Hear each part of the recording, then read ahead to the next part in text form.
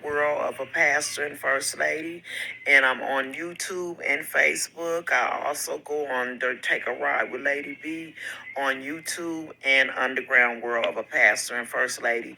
And I have been posting posts about Miss LaTruth and what she went through, the traumatic allegedly abuse that she went through. And I was watching one of her videos this morning, and my heart just went out for her and the children. And like I said in my last video, I'm not taking up for anybody, but I know that physical, mental, verbal abuse, all of it is real in every way. And we can get in situations where we are abusing one another and don't realize that we are really abusing one another. And we get in situations that we should have gotten out of a long time ago, but we become comfortable and complacent in those situations and not realizing how toxic they are, not only for ourselves, but mainly for our children. And I speak in behalf of the children on today, and especially after watching Muffin Plus 5 video with someone doxing her. She just got a new home. This young lady did. I watched her work her way from the projects to a new home. I haven't watched the Little Truths from the beginning, but I'm sure they started, off and grew and worked their way up as well. But I was watching Muffin Plus 5, and I can't understand, where is the hate coming from when we don't even know each other, y'all? We don't even know each other. So where is this hate coming from? The only thing I can think of when the Bible say jealousy is crueler than the graveyard. And we living in graveyard times and graveyard situations, y'all. Because a lot of stuff that content creators and we doing on this internet is going to cause somebody to get hurt, and somebody that you don't even know. You got a beef with somebody because somebody else got a beef with them. And if at the end of the day, nobody could even say why they got a beef with somebody else that they never even met on the internet. Now, I can understand the situation with Mr. and Mrs. LaTruth. They've been together in each other's lives for 6 years. And it's some situations that happen in that house that shouldn't have happened, and some abuse. And Mr. LaTruth, he been doing some reckless stuff, allegedly. And Miss LaTruth, I just wish she had walked away a long time ago. But like she said, we try to cover for them. We don't want to be accused of tearing their platforms down. Trust me, I was a pastor wife, Miss LaTruth. I went through it. I didn't want to be accused of destroying the church because there was so many innocent people. So I'm with you on that. But I do also know that we as women, we can say things and we can react so emotionally and so spontaneously sometimes, where we can cause, things to break out bigger than what they are. And that still don't give a man an excuse to put his hands on you. Not at all. Not at all. So I'm not saying I don't believe what you went through. I just believe that, some of the abuse was going on both sides and stuff. When you taking somebody some stuff that don't belong to you and they asking for it back, that it's the natural reaction that they gonna wrestle you to try to get it back as if it was our purse or something. But we don't know what you've been going through in your house behind them four walls and what your kids been going through. And I will never judge you on that because nobody in the church knew what I was going through. And I covered up a lot as well. And so I feel you on that. But the thing about it, we get in a situation where we get comfortable and we try to protect other people, and then we start to feel sorry for them when they come to us with these sad, drawn out stories, and it happened over and over and over and over again until it become a routine in our lives. And each situation get worse and worse and worse until somebody get hurt or somebody speak out as you did. And I'm glad you did, especially with seeing your kids embrace you this morning. And my thing is, my heart goes out to the children, like Muffin plus 5 children. These kids are hurting, y'all. These kids is in pain. They love both parents. And they being pulled in the middle of this thing. They being put in the middle of it where they got to take sides. And it's so many kids that have taken their own lives from going through a divorce. And what we don't realize is when our kids, when we go through a divorce, our children go through that divorce too. And we getting ourselves counseling and getting ourselves help, but we ain't getting our kids counseling and help because we figure, oh, they just kids and they gonna get over it. They don't get over it.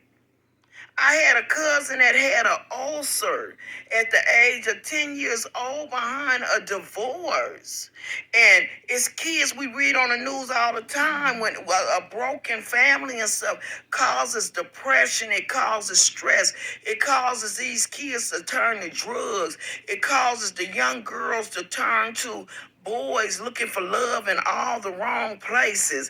It causes our boys to be abusers or either get in that a relationship where a woman is abusing them, and they be nervous. Our kids be nervous, and then when they go to school, don't get good grades, we hollering at them and stuff and asking them, you know it, why you get this grade, why you get that? Well, they just left out the house from you arguing into 2 and 3 o'clock in the morning and got to get up and go to school and process and function all of it and process all that, and they sleepy, and we've been fighting all night, arguing, calling each other all kind of names, throwing stuff, breaking stuff, waking them up, and then expect for them to go to school and function. And a lot of times, we didn't argue all night long until we just kick them out of school the next day for a lesson that they should have been there for. Y'all, we got to stop doing this to these kids. Put these kids first. Think about these kids. Forget about your platform.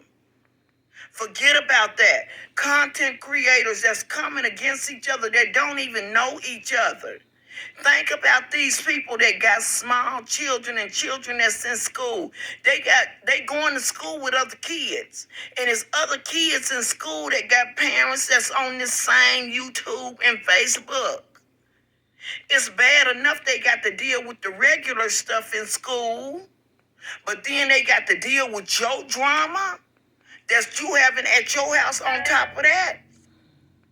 And then the thing about it, when the husband and wife or girlfriend and boyfriend is arguing and into it, and it's so much stress and drama in the house, it spills over into the household where it's nothing but tension. So the kids go and retreat to their room because they don't want to have nothing to do with it. Or they be, mama, daddy, can I go over my friend's house? And so you so quick to say, yeah, go on and go over there, because you think that you getting them out of the situation.